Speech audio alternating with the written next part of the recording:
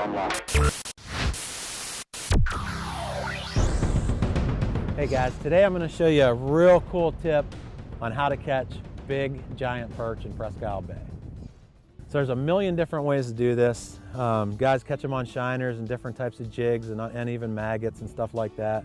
But I like to catch them on artificial. So this is a little plastic bait and it's on a drop shot rig, something that I use for smallmouth all year long, and started using it for panfish, and it works as good as anything for these big perch in the bay. Who are you? Mark. It's Mark. I didn't see you there. So we're out here just having fun, man. It's winter. The perch are piling into the bay. There's so many in here, it's unbelievable. Lots of little ones, but you gotta find the groups of bigger ones. But they're coming in through the chute, filling up the bay. They'll be here all winter long, and then they leave in the spring. But it's just incredible, as good as it gets, isn't it? I mean, this is the best perch fishing, I think, in the country. Yep. Okay, so basically the rig consists of a hook about 1 foot to 1.5 foot above a sinker. And I'm using a little number 4 split shot drop shot hook by Gamakatsu. You can buy these anywhere. Fishing Online usually has them. It's real small. You need something small because these perch have little mouths, but they definitely can get that in their mouth, and you catch every one that bites usually. And then I'm using a Fishing Online cylinder. You can use any weight at the bottom, but I like this Fishing Online cylinder. It's a tungsten weight. It's just a little smaller, denser. You can feel things a lot better, feel the bottom with it better. I like anything from a 3/8 up to a 3/4, depending on how deep you're fishing. You can get away with a 1/4 on a nice day like today and fishing shallow. We're fishing in 10 feet. This is called Suffix Nano braid, and it's just like silk. It's the smoothest braid that I've ever used. I usually use about 8-pound test. You can use 6, 8, or 10, but you want to use a really light braid. And uh-oh, I'm getting interrupted. See, that's another little one. Yeah. Oh. It wasn't a fish. There. You can't use the braid straight to the hook. The fish are smart, they can see it. So I'm tying a leader. I'm using 4-pound test. Sometimes I go down to 2, but 2 to 4-pound test. And as you can see, my leader, it started out as about 15 feet this morning. So now it's down to about 5 feet.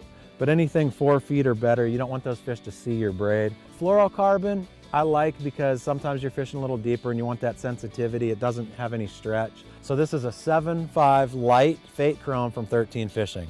The reel, any spinning reel will work. I just happen to like this one. It's made by 13 Fishing. It's called a Prototype X. And when you pair it up with a 13 rod, it's about as light as it gets. So it's light as a feather and just fun to fish with. So the key to this technique, there's a couple different things that you have to do right or you're not gonna get bit. It's the difference between me and Mark. You know, I've caught 50 and he hasn't even caught one yet. Did you just caught one though? He finally caught one. But that's the difference, because I didn't show him how to do it yet. Because I like to watch him. I think it's funny. He likes to see me struggle, I guess. Yeah. So you don't want to be moving the whole sinker in the bait. You want to have that sinker on the bottom and the slack line and just be able to jiggle that rod tip and make that bait move. The absolute key is tying the knot correctly. You tie the knot. You can use your clinch knot, your improved clinch knot. Palomar is what I use, but any knot will work. Tie that knot. Leave yourself a longer tag than you normally would. So I'm leaving about maybe 1.5 feet of line for the tag. I'm taking the tag and running it back down through the eye again from the top down. And then I pull that knot right down into the hook eye. It causes the hook to stick straight out and your bait is laying horizontal in the water, which is the absolute key because you're just jiggling it in front of those fish. Uh-oh, he's got another one. Another little one. It's because I got off of the weeds. This is cool. You just keep catching them and I'll keep talking. Look at how that little one inhaled that. Yeah, they can get it in there. These fish are mean. There's a lot of different soft plastics. My favorites are this. It's a tiny fluke from Zoom. And this is a 1.5 or a 2-inch crappie tube. Chartreuses, whites, anything clear, sparkles, metal flake. These both have metal flake in them. Mine's chartreuse. His is more white. But you can't go wrong with those 2 colors. Sure, there's lots of other things that work, pink and orange and red and different crazy blues and stuff like that. But basically you want to try to look like a small minnow. And for some reason, perch love the color chartreuse. This is a real fun way to fish. You want to kind of be vertical, but you don't have to be. I mean, we're covering water. We're fishing on a big flat. We're just throwing that thing out there, 10 feet of water, letting it sink. and not doing anything fancy with it. We're just keeping that weight on the bottom and just giving it little twitches here and there to keep that bait moving and looking like a real minnow. But there's really nothing to it. There's another one. Doggone it, I'm letting you catch up to me. Oh, I lost him. That wasn't a fish.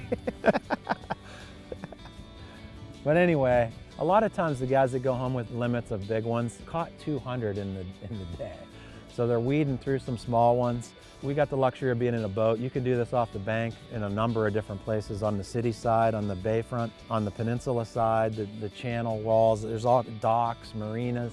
There's perch everywhere. When you're out here in the boat, you know, we're just looking for big ones. You catch little ones, it's probably a good idea to move. That's a little bit better one. No. But it's a lot of fun. Hopefully these tips will help you catch more perch. Oh yeah.